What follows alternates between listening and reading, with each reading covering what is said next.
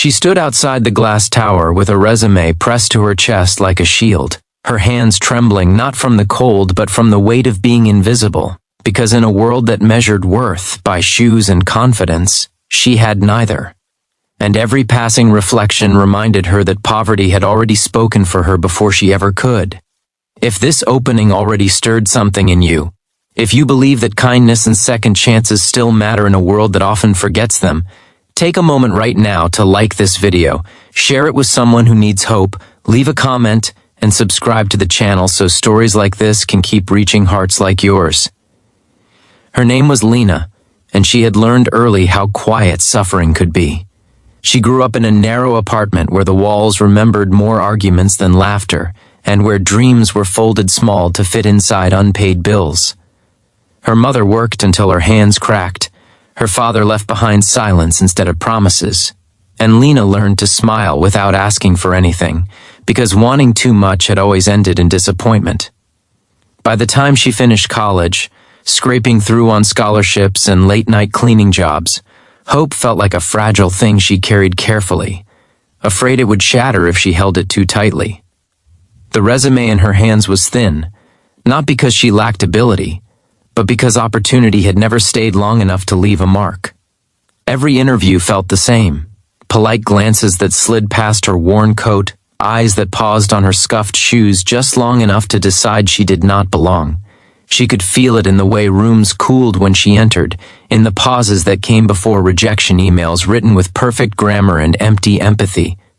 Yet she kept showing up, because quitting would mean admitting that the world was right about her, and she refused to believe that struggle was all she was meant for. Each morning she rode crowded buses rehearsing confidence. In her mind, promising herself that today someone might look beyond the surface and see the quiet strength she carried. The building she stood before that morning was different, taller, sharper, intimidating in its perfection. She almost turned away, telling herself it was foolish to think someone like her could fit inside such a place. But as she hesitated, she noticed an elderly security guard struggling with a fallen box of papers near the entrance. Without thinking, Lena stepped forward, kneeling on the cold ground, carefully gathering the scattered pages, smoothing their edges, offering a gentle smile that cost her nothing but meant everything. She did not know that kindness, given freely and without witnesses in mind, has a way of echoing louder than ambition.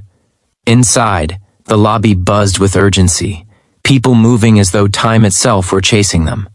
Lena waited, watching others be called in, watching polished confidence walk past her like it had somewhere better to be.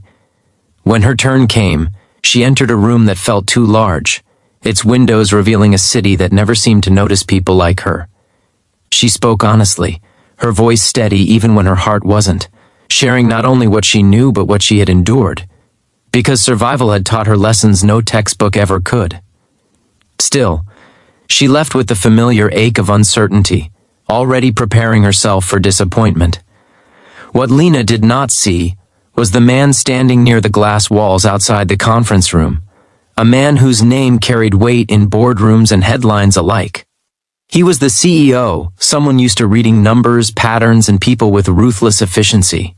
He had noticed her earlier, not because of her resume, but because he had seen her kneeling on the floor with the security guard, her expression patient and sincere, as if helping was the most natural thing in the world. In an environment built on speed and status, her stillness had stood out like a quiet rebellion.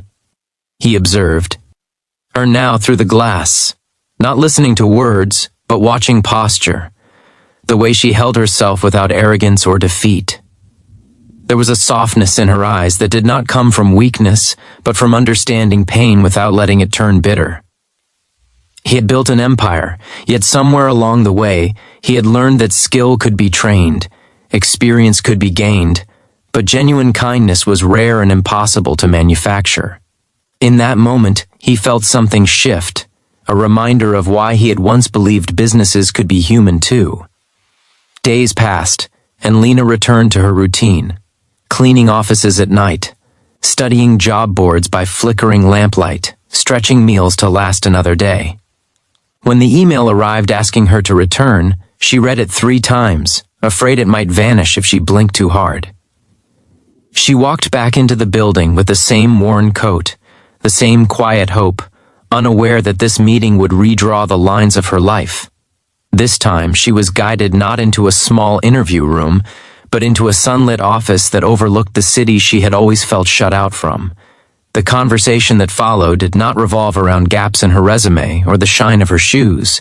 It centered on resilience, on empathy, on the kind of leadership that begins with noticing people who think they are unseen. She was offered a chance, not as charity, but as belief, the kind that lifts rather than pities. When she left the building that day, the city looked different, not because it had changed, but because for the first time, it felt like it might have room for her. Lena's journey did not become magically easy. She worked harder than she ever had, carrying the weight of expectation and gratitude side by side. There were moments she doubted herself, moments old insecurities whispered that she did not belong.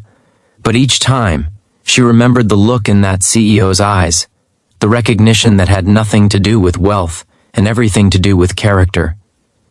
Slowly, she grew into the space she had been given, proving not only her competence but her compassion, lifting others the way she once had lifted scattered papers from a cold floor. Months later, she stood in the same lobby, now greeting new faces with warmth, noticing nervous hands clutching resumes, offering reassurance without words. She understood then that success was not just about rising above poverty, but about never forgetting it, about using every step forward to make the path easier for someone else. Her kindness had not been a weakness to overcome, it had been the very thing that saved her. If this story has been touching your heart so far, if you feel that quiet ache of hope and recognition, please take a moment to comment below and share what kindness means to you, because your words might be the encouragement someone else is waiting for. Near the end of her first year, Lena passed the security desk where a new guard smiled at her, unaware of the history written in that space. She paused, offering the same gentle kindness she always had, understanding now that life rarely changes in loud, dramatic moments, but in small human ones that ripple outward. The CEO watched from a distance, knowing he had made the right decision, but also knowing that she had changed him too, reminding him that leadership without compassion is hollow. If this story reached something deep inside you, if it reminded you of a time you felt unseen or a moment when someone believed in you anyway, please like this video, share it, and subscribe. Because your support helps keep stories like this alive, stories that remind us we are more than our circumstances. Before this story ends, I have one special request for you. Please comment the word kindness below if you believe that a single compassionate act can change a life. Lena walked home that evening under a sky brushed with fading light, no longer afraid of reflections in glass towers or judgments in passing eyes. She knew now that poverty had never defined her, that being overlooked had never erased her worth, and that sometimes all it takes is one person willing to truly see you to change everything. And as the city hummed around her, she carried forward not just a new future, but a promise to keep seeing others the way she had once hoped someone would see her.